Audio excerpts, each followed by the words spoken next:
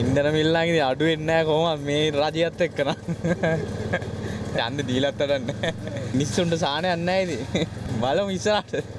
බලාපොරොත්තු වෙන්න හිටියයි ඉතින් සමහරලාට ඉතින් කරන්න බැරි නම් ඉතින් මොනව කරන්නද කි. සාමාන්‍ය විදිහට අඩු වෙලා තියෙනවා. ඉතින් ඒකත් ජයග්‍රහණයක් නේ. ඒ හින්දා ඉතින් දිරියටත් මේ බලාපොරොත්තු වෙනවා මේ අඩු වෙයි කියලා. අඩු වෙයි කියලා බලාපොරොත්තු වෙන්නේ ඉතින් අඩුුන්නේ නැහැ. මොනව කරන්නද කියලා ඉතින් හිතා ගන්නවරු ඉන්නවා. තෙල් මිල නම් ඉතින් එච්චර අවුලක් නැහැ සර්. කෑලි මිලයි ස්පෙයා පාර්ට් වලයි ටයර් වල මිලයි අඩු වුණා නම් හරියට. එහෙම ඉතින් තෙල් විතරක් අඩු කරලා හරියන්නේ නැහැ නේද? වැඩිච්ච රටක් ආයි ගොඩ ගන්නත් ගේමක් ගන්න බෑ. බලාපොරොත්තු වෙනවා කීයක් හරි වැඩි අඩු වෙයි කියලා. අඩු වෙලා නැහැ නේද? හරි අමාරුයි මොකද කරන්නේ ඉතින් නේ? හැමදාම තෙල් මිල අඩු වෙලානේ ලෝක තෙල් මිල නේ. බලාපොරොත්තු වෙයි අපිට රුපියල් 5ක් අඩු වෙයි කියලා අඩු නෑනේ. හරි අමාරුයි. බලාපොරොත්තු නැහැ ඉතින් කීයක් අඩු වෙයි කියලා අඩු වෙන්නේ නැහැ. මේක බොඩු සූත්‍රයක් වගේ අපිට පේන්නේ නේ. අපි සහනයක් බලාගෙන හිටියා.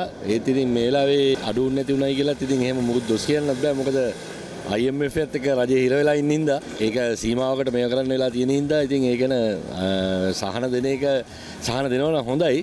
මේ ඒ ගැන ඉතින් අපි ඊළඟ වතාවේ බලාපොරොත්තු වෙනවා මේක අඩුයි කියලා කියක් හරි. හැම පැත්තකින්ම මිනිස්සුන්ට ටිකක් අර පීඩනය ටිකක් අමාරුයි.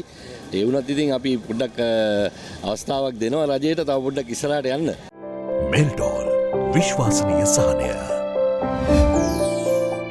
රට යන විදියට මේ යන හොඳ ක්‍රමයේ හොඳයි කියලා හිතෙනවා. මොකද බැලන්ස් එකේ. මොකද ලොකු බලාපොරොත්තුවක් තියන්න අමාරුයි දැන්ට.